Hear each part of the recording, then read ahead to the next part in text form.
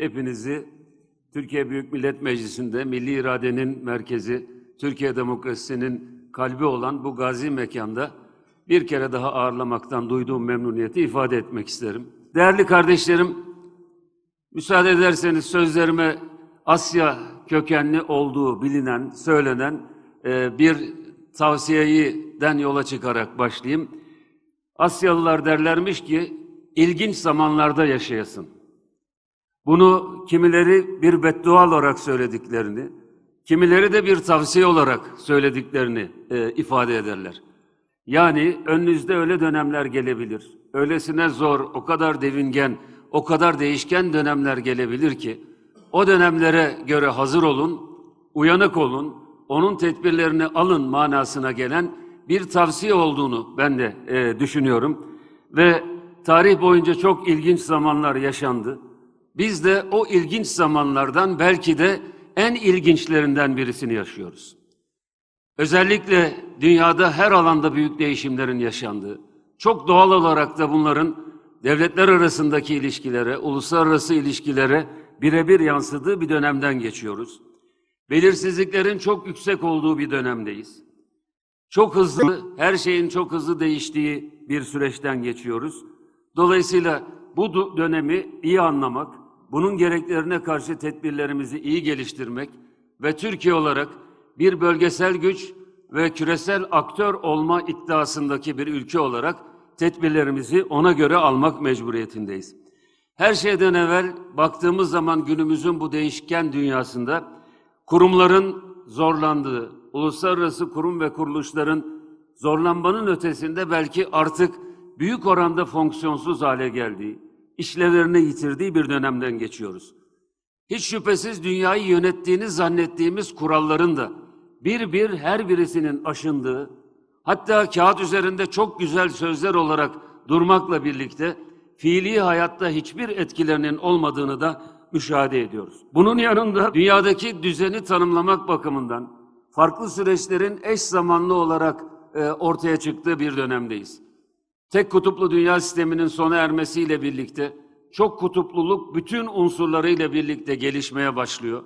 Ama bunun yanında hem küreselleşme hem de bölgeselleşme eğilimlerinin fevkalade ciddi bir şekilde eş zamanlı ve yan yana yürüdüğünü görüyoruz. Bütün bunların hepsinin diplomaside de farklı alanlarda güçlü bir şekilde mücadele etmek gerektirdiği aşikardır. Ayrıca yüksek teknolojilerin tanımlandığının, tahmin edildiğinin çok ötesinde büyük bir hızla gelişmesi, sadece teknolojiyi, sadece ekonomiyi değil, aynı zamanda toplumsal hayattan yine uluslararası alana kadar, uluslararası ilişkilere kadar birçok alanı birebir etkiliyor. Teknoloji, uzay teknolojilerinden mikro teknolojilere, yapay zekadan uydu teknolojilerine kadar çok farklı alanlarda hepimizi, gündelik hayatımızı ve ilişkilerimizi etkiliyor. Aynı şekilde iklim değişikliği artık alınması gereken bir tedbirler manzumesi olmanın çok ötesinde devletler ve kıtalar arasındaki ilişkileri de etkileyen bir siyaset alanı haline geliyor. Yine iklim değişikliğine bağlı olarak kuraklığın da özellikle dünyanın bazı bölgelerinde, Afrika gibi bazı bölgelerinde fevkalade önemli yeni bir uluslararası sorun haline geldiği aşikardır. Buna bağlı olarak gıda güvenliğinin ve ayrıca son dönemlerde artarak gelişen bir süreç olarak enerji hatları ve ulaştırma hatları üzerindeki bağlantısallık meselesinin de hem yeni gerilimlerin hem de yeni anlaşmaların merkezine oturduğu aşikardır. Dolayısıyla bütün bunları hepimiz çok yakinen biliyor ve takip ediyoruz. Düne göre alışık olmadığımız yeni durumların, yeni çelişkilerin, yeni çatışmaların, yeni gerilimlerin olduğu ama aynı zamanda yeni fırsatların da ortaya çıktığı bir dönemden geçiyoruz. Biz insanoğlu olarak yaşadığımız dönemi adlandırmayı, tanımlamayı severiz. Uzay çağı, işte sanayi toplumu vesaire gibi tanımlarla geçmiş dönemde yaşanan gelişmeleri tanımladık. Herhalde bu dönemi tanımlamak gerekirse yeni bir eşikte olduğumuz aşikardır. Bu yeni eşik yeni bir dünya düzeninin kurulmasına doğru gidiyor mu gitmiyor mu bilmiyorum.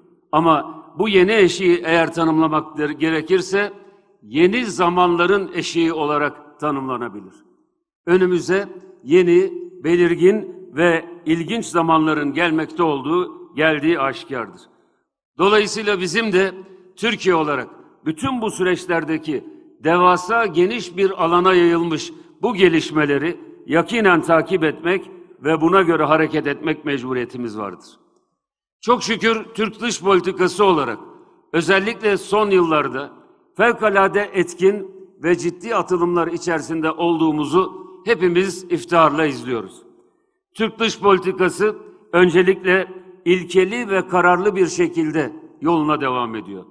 Hele hele böyle bir dünyada bana dokunmayan yılan bin yaşasın anlayışıyla günü gün ederek dış politikayı kurmak mümkün olmadığını çok iyi biliyor ve Türkiye olarak buna göre hareket ediyoruz. Müsaadenizle hepimizin bildiği Türk dış politikasının bu dönemdeki yeni zamanlar eşiğindeki özelliklerini sizlerle bir kere daha birlikte hatırlamak isterim. Her şeyden evvel Türkiye'nin dış politikası barış ve istikrar ve güven ekseninde ki bu seneki Büyükelçiler Konferansı'nın da konusu bu.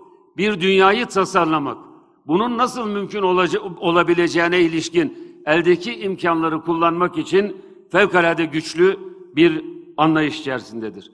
Bölgemizdeki sorunların hepsinin çözülebilmesi için barış, istikrar ve güven perspektifini fevkalade güçlü bir şekilde koruyor ve çevremizdeki ülkelere de telkin ediyoruz. Rusya-Ukrayna arasındaki savaşta Türkiye'nin takındığı tutum, Kafkaslardaki gerilimlerde ortaya koymuş olduğu tavır, Gazze'de ateşkesin sağlanması ve İsrail'in saldırganlıklarının durdurulması konusunda ortaya koyduğu tavır tam da bu anlayıştan kaynaklanmaktadır. Barış olmadan istikrarın olması mümkün değildir.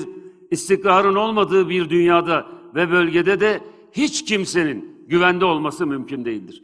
Bu anlayışla dış politikamızı fevkalade güçlü bir şekilde kurgulamaya çalışıyoruz. Bu anlayışın bölgeye ve insanlığa sağlayacağı en önemli hususiyetlerden birisi normalleşmenin temin edilmesi ve normalleşme ile birlikte bölge halklarının da yakınlaşmasının sağlanmasıdır.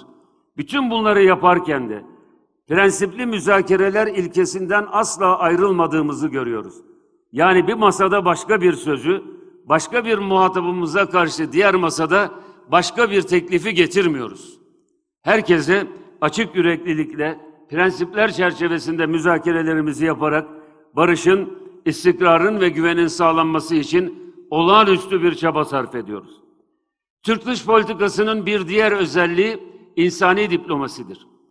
Bu insani diplomasi vasıtasıyla dünyanın dört bir tarafındaki ihtiyaç sahibi olan insanlara en kısa sürede ve en etkin şekilde ulaşabilmeyi başarıyoruz. Bunun için gayret sarf ediyoruz. Başta Filistin, mazlum ve mağdur Filistin halkı, Gazze halkı olmak üzere, başta mazlum ve mağdur Afrika halkları olmak üzere bu insanlara insani bakımdan her türlü desteği sağlamak için diplomasimizi en etkin şekilde kullanmaya gayret ediyoruz. Türk dış politikasının önemli bir özelliği ise lider diplomasisindeki örnekliğidir. Sayın Cumhurbaşkanımızın şahsında Türkiye bugün dünyada lider diplomasisini en iyi şekilde uygulayan birkaç ülkeden birisidir. Liderin üzerinden, liderin güçlü liderlik vasıfları ve karakteri üzerinden birçok zor meselenin nasıl çözüldüğünü hepimiz biliyoruz. Sizler de yakinen muhatapları olarak şahitlerisiniz. Dolayısıyla Türkiye'nin bu süreçte en önemli dış politika artılarından birisinin de lider diplomasisi, güçlü lider diplomasisi olduğunun altını çizmek isterim. Türkiye'nin dış politikadaki bir başka özelliği ise çok taraflı ve etkin bir diplomasi icra etmiş olmasıdır. Artık Türkiye'nin herhangi bir bölgenin, herhangi bir ülkenin kuyruğuna takılıp herhangi bir paktın peyki olarak durması mümkün değildir. Dolayısıyla Türkiye'nin yönü her zaman söylediğimiz gibi ne doğuya dönük ne sadece batıya dönüktür. Türkiye ne şu tarafın uydusu ne bu tarafın yörüngesinde bulunan bir ülkedir. Türkiye'nin iddia ettiğimiz gibi, ısrarla vurguladığımız gibi bir tek ekseni vardır, o da Türkiye eksenidir. Dış politikamız yaptığı çalışmalarla, etkin çabalarıyla bu Türkiye eksenini tahkim etmek için fevkalade büyük bir gayret gösteriyor. Bundan dolayı başta Sayın Bakanımız olmak üzere hepinize, değerli Dışişleri Bakanlığı mensuplarımıza yürekten teşekkür ediyorum. Türkiye'nin dış politikadaki başka önemli bir özelliği ise küresel bakış açısına sahip olmasıdır. Yani adil, hakkaniyetli, kalıcı bir barış sisteminin, bir barış paktının kurulabilmesi ve bu anlamda da yeni bir küresel sistemin hakkaniyet ve adalet üzerinde inşa edilebilmesi için her platformda yeni bir dünya düzeninin şart olduğunu dile getirmektedir. Bunun da artık sadece bir temenni olmaktan öte, yakın zamanlarda gerçekleşecek bir realite olduğunu da bilerek konuşuyoruz. Bunu da tekrar söylüyorum. Bu salonda bulunanların çoğunun göreceğinden eminim. Belki biz görmeyeceğiz. Ama yakın zamanlarda yeni, adil, küresel bir dünya sistemi mutlaka ama mutlaka kurulacaktır. Bunda da Türkiye önce olacaktır. Tabii ki dış politika sadece temenniler, sadece fikirler üzerinden yürümez. Dış politikayı yürütürken sonuç alabilmemiz için bir takım ilkeleri de özümsemek, benimsemek mecburiyetindeyiz. Her şeyden evvel bu çerçevede geliştirilen Türk dış politikası iddialıdır, kararlıdır ve tutarlıdır. Bu bölgede, bu coğrafyada, bu zamanda, bu zaman diliminde Türkiye'ye iddiasız olmak yakışmaz. Dahasını söyleyeyim, iddiasız olan bir Türkiye'de bu coğrafyada ayakta duramaz. Dolayısıyla bu temel ilkelerde iddiamızı, kararlılığımızı ve ölçülü bir şekilde sürdürdüğümüz dış politika faaliyetlerimizi sürdüreceğiz. Hiç şüphesiz bunları yerine getirirken 4 temel ilkede bizim pusulamız olacaktır. Bunlardan birisi tutarlılık. Zikzak çizmeyen, bir o tarafa bir bu tarafa dönmeyen, sözünü güçlü bir şekilde söyleyen, bu sözü de gücüyle, hem yumuşak gücüyle hem de sert gücüyle tahkim eden bir Türkiye olmak mecburiyetindeyiz. Tutarlılık, ikincisi meşruiyettir. Meşruiyeti olmayan bir sözün ne kadar güçlü olursa olsun karşılığı yoktur. Bizim anladığımız sözümüzün meşruiyetinin arkasındaki en büyük güç ise bizzatihi milletin iradesidir. Biz meşruiyetimizi sadece iç politikada değil, dış politikada da meşruiyetimizi milletin iradesinden alır, milli iradeden alır, milletin gücünden alırız. Onun için bu toplantımızın milli iradenin merkezi olarak Türkiye Büyük Millet Meclisi çatısı altında yapılmasını da fevkalade önemsediğimi ifade etmek isterim. Bizim bu istikamette yürürken pusulamızın 3. özelliklerinden birisi ise vicdandır. Efendim, bu tür konular, devlet yönetimleri, dış politika, ülkeler arasındaki ilişkiler sadece matematik denklemlerden ibaret değildir. Mutlaka ve mutlaka vicdanı işin orta yerine koymak ve vicdanı da pusulamızın önemli unsurlarından biri haline getirmek zorundayız. Aksi takdirde bugün dünyada çok sayıda örneğini gördüğümüz gibi vicdansızların elinde koskoca dünya zıvanadan çıkar ve kendi özelliklerini kaybeder, insani özelliklerini kaybeder. Bu vicdan pusulamız dolayısıyla bugün Türkiye özellikle Gazze diplomasisi çerçevesinde insanlık cephesinin öncüsü olmuştur. Başta Cumhurbaşkanımız, her birimiz, hepimiz, devleti yöneten bütün arkadaşlarımız, her bir unsurumuz, sivil toplum kuruluşlarımız, bütün vesilelerle, her şeyi vesile ittihaz ederek, diyelim ki çevreyle ilgili bir uluslararası konferansta bile mutlaka konuyu Gazze'deki haksızlığa, insanlık suçlarına ve soykırıma getirmiş ve bu konuda insanlık cephesinin uyanmasına vesile olan en önemli ülkelerden birisi olmuşuz. Bundan dolayı iftihar ederiz. Bu vicdani yaklaşımımız dolayısıyla insanlık tarihinin gördüğü bu en büyük krizlerden birisinde tarihin doğru tarafında durduk, insanlığın yanında durduk ve insanlık cephesini harekete geçirdik. Hiç şüphesiz pusulamızın dördüncü önemli unsuru ise zamandır. Zamanın ruhudur. Zamanın ruhuna uygun olmayan fikirler ne kadar güçlü şekilde telaffuz edilirse edilsin, bunların başarıya ulaşması mümkün değildir. Biz de zamanın çok hızlı aktığını biliyoruz. İşlerin çok hızlı geliştiğini biliyoruz. Ama burada hem sakin, aklı başında işlerimizi yürüteceğiz, hem de işlerimizi en hızlı şekilde yapacağız. Sakin olmakla hızlı olmak birbirinin rakibi değil, birbirinin tamamlayıcısı iki temel unsurdur.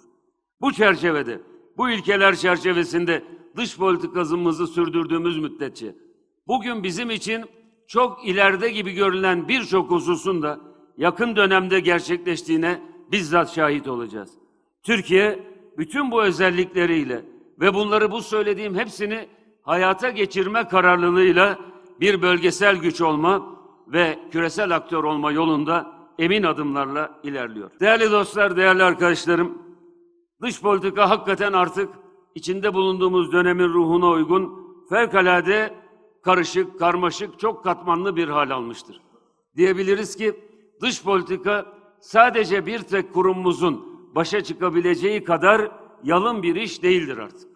Bunun için dış politikanın çok farklı alanlarda tezahür ettiğini, bu alanlarda da Türkiye'nin gerçekten güçlü bir şekilde yol aldığını da önemli bir şekilde sizlerle paylaşmak, ifade etmek isterim.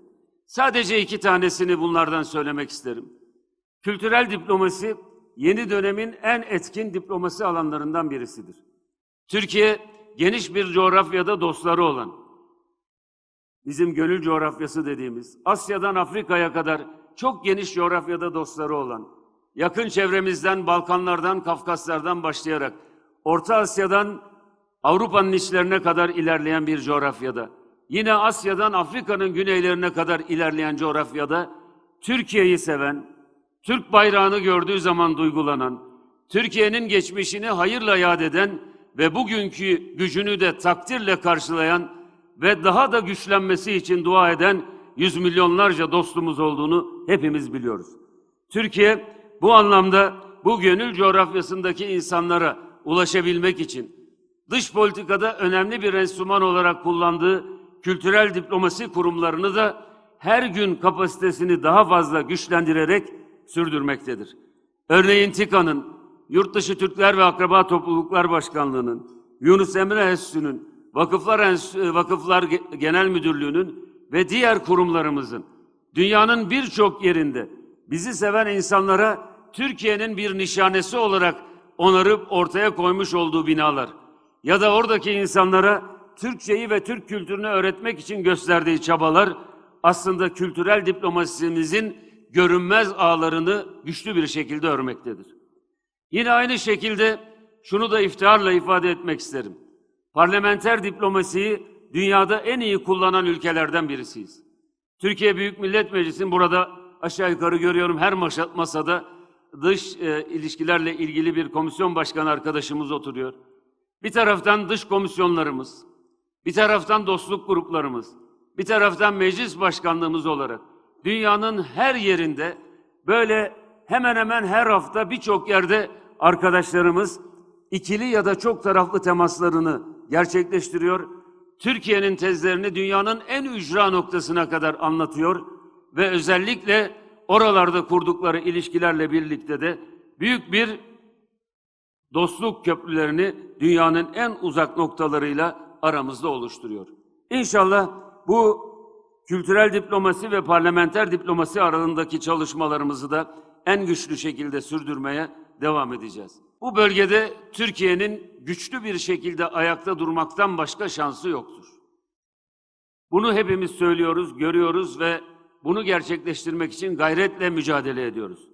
Çünkü burası tarih boyunca tarihçilerin bereketli hilal dediği coğrafyanın tam merkezidir.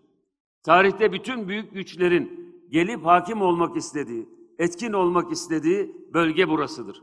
Kafkasların, Akdeniz'in, Orta Doğu'nun, Anadolu kıtasının olduğu bu merkez. Bu merkezin coğrafyası da Anadolu kıtasıdır. Dolayısıyla merkezi de burasıdır. Dolayısıyla bizim burada ayaklarımızı çok güçlü şekilde yere basmak zorundayız. Bu bölge üzerinde çok uzak dönemlere gitmeye gerek yok. Öyle birinci Sykes-Picot'a falan gitmeye gerek yok.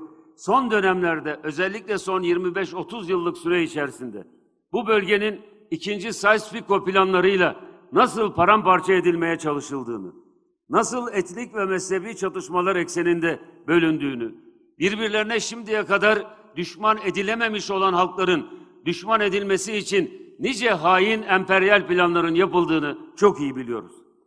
Bu çerçevede aradaki husumetin kalıcı hale getirilmesi için ellerine silah verdikleri vekil unsurlar vasıtasıyla halkların arasına düşmanlık kurmak için neler yaptıklarını gayet iyi biliyoruz. Bu süreçlerde en büyük bedel ödemiş ülkelerden birisi de Türkiye'dir. Cumhuriyetimizin 102. yılındayız. Yaklaşık bu 102 yılın 50 yılı terörle geçmiş olan bir ülkeyiz. Neredeyse bu Cumhuriyetimizin tarihinin yarısı terör belasıyla uğraşmış olan bir ülkeyiz. On binlerce insanımız ölmüş. Binlerce güvenlik kuvvetimiz şehit olmuş. Aynı şekilde bu ülkenin muazzam kaynakları terörle mücadele ya da terörün açtığı zararlar dolayısıyla kaybedilmiş. 2013 yılında bizzat bizim yaptığımız bir araştırmada o günkü rakamlarla terörün alternatif maliyetleriyle birlikte toplam Türkiye'ye verdiği zarar 1,3 trilyon dolardı. Herhalde bu rakam güncellenirse en az bunun 2 katı olduğu aşikardır. Dolayısıyla Türkiye'nin bu bölgede sözünü güçlendirmek ve dünyada etkin bir ülke olmak için bu terör meselesini artık geride bırakması, tarihin tozlu raflarına bırakması lazım. Bunun için başından itibaren söylediğimiz iç kaleyi tahkim etmeden dışarıdan gelecek olan saldırılara karşı ayakta duramayız. Türkiye'nin iç kaleyi tahkim etmek amacıyla başlatmış olduğu terörsüz Türkiye süreci çok şükür kısa bir süre içerisinde önemli bir noktaya gelmiştir. Ümit ediyoruz ki en kısa sürede örgütün içeride ve dışarıda bütün bileşenleriyle birlikte silah bırakma çağrısına uyarak kendisini fesih sürecinin tamamlanmasıyla birlikte artık bu meselenin tamamen ortadan kalkacağı aşikardır. Terörsüz Türkiye'nin aynı zamanda bir terörsüz bölge olduğunu da inanıyor ve böyle olması için de gayret sarf ediyoruz. Terörsüz Türkiye'nin sağlanması, Suriye'de terörün bitmesi, Irak'ta terörün bitmesi, Lübnan'da terörün bitmesi, bölge ülkelerinde gerçekten huzur ve güvenliğin gelmesi anlamına gelecektir. Bunun için bir taraftan Türkiye'nin güvenlik kurumları, istihbarat birimleri terör örgütüyle bir şekilde bu sürecin nasıl gerçekleştirileceğiyle ilgili süreci yönetirken, diğer yandan da Türkiye'de ilk sefer, şimdiye kadar rahmetli Demirel zamanında, Özal zamanında, rahmetli Erbakan zamanında ve çeşitli kereler örgütün bitirilmesi, PKK'nın bitirilmesiyle ilgili işler yapılmış. Ama maalesef terörün bitmesini istemeyen odakların çabalarıyla bütün bu süreçler akim kalmıştı. Yine aynı şekilde son dönemde AK Parti iktidarları döneminde 2013 yılında da bu süreç belli bir olgunluğa gelmiş. O dönemki başta FETÖ unsurları olmak üzere bir takım unsurlar tarafından o süreç heba edilmişti. Şimdi inşallah öyle olmayacak. Bir kere kararlılıkla bu süreç sürdürülüyor ve ilk sefer geçmiş dönemden farklı olarak siyaset yani milli irade bizatihi bu meseleyi gözetlemek ve yönetmek için bir kararlılık oluşturdu. Bu salonda televizyonlardan görmüşsünüzdür. Bu salonda Milli Dayanışma, Kardeşlik ve Demokrasi Komisyonumuzun toplantılarını gerçekleştirdik. Türkiye'de, Türkiye Büyük Millet Meclisi'nde faaliyet gösteren partilerimizin 11'i, 12 partinin 11'i komisyona başlangıçta üye verdi ve fevkalade büyük bir demokratik olgunlukla hiç kimse birbirine üst perdeden konuşmadan, hiç kimse kendi tezini diğerlerinin üzerinde baskın tez haline getirmek için gayret etmeden bu süre içerisinde çok nezih, çok demokratik bir tartışma ortamıyla süreç 19 toplantıyla belli bir noktaya geldi. Burada toplumun bu meselenin çözülmesine ilişkin fikri olan bütün kesimleri birbirleriyle taban tabana zıt fikirlere sahip olmasına rağmen geldiler, burada konuştular. Konuşmacılar şu köşedeki masada oturuyorlardı. Şehit aileleriyle başladık. Bu süreçten zarar görmüş olan ailelerin temsilcileri geldi. Efendim gazilerimiz geldi. Üniversite hocaları, sivil toplum kuruluşları, kitle örgütleri, toplumun bütün kesimleri, barolar, iş dünyasıyla ilgili kuruluşlar, sendikalar, herkes geldi, görüşlerini söyledi. Çatışma çözümleri üzerine çalışmış olan öğretim üyesi arkadaşlarımız dünya deneyimlerini burada paylaştılar ve muazzam bir müktesebat oluştu. Bunun sonucunda da inşallah şu geldiğimiz noktada partiler bugün yarın artık son olarak bize raporlarını verecekler ve en sonunda komisyon bu çalışmalarının sonucunu nihai bir raporla, yine ümit ederim ki ittifakla aldığı bir kararla Türkiye kamuoyuyla paylaşacaktır. Öncelikle bu siyasi çabanın ilk sefer olduğunu Türkiye deneyimi bakımından, dünya deneyimleriyle kıyasladığımız zaman da çatışma çözümlerinde başka ülke örneklerinde 8 yılda, 10 yılda gelinen noktaya Türkiye'nin 6-7 ay gibi kısa bir süre içerisinde gelmesi ise fevkalade önemlidir. Ümit ediyorum bu demokratik olgunluk düzeyi yüksek tartışmaların sonucunda Türkiye demokrasisi bakımından da önemli bir tecrübeyi Türk demokrasi tarihine kazandırmış olacağız. Partiler bir araya gelebilir, taban tabana zıt fikirleri olabilir ama memleketin ortak meselesinde, ortak istikamette fikirlerini ortaya koyarlar ve çözüme ulaşmak için gayret sarf ederler. Şunu da söylemek isterim. İnşallah bu sonuç, iftiharla söylerim ki bu sonuç başarıyla biterse, ki öyle olacak, bu modeli Türkiye modeli olarak çatışma çözümleri konusunda dünyaya örnek olacak bir model olarak dünyanın birçok siyasal bilgiler fakültesinde uluslararası ilişkilerle ilgili eğitim veren yerlerde bunun okutulacağına inanıyorum. İnşallah bu süreç başarıyla sona erdirilecektir. Ve hep söylediğim bir şeyi söyleyerek sözlerime son vermek istiyorum. Bu sefer biz kazanacağız. Bu sefer Türkiye kazanacak. Bu sefer emperyalistler, onların oyuncakları bunu kazanamayacak. Ne olursa olsun inşallah Türkiye kazanacak, milletimiz kazanacak ve terörü ilahiyet Türkiye'nin gündeminden kaldıracağız. Bu vesileyle bir kere daha bu davete icabet ettiğiniz için çok teşekkür ediyorum. Bu anlamlı toplantının organizasyonu için Dışişleri Bakanımıza, bakanlığımıza bir kez daha teşekkür ediyorum. Türkiye'nin kurumsal kapasitesinin güçlendiğinin en önemli, en güzel örneklerinden birisi olarak gördüğüm bu toplantının artık ilahiyet Türkiye diplomasisi, Türk diplomasisi bakımından kayda değer bir toplantı olmasını temenni ediyor. Hepinize en içten, en kalbi selam ve sevgilerimi sunuyorum.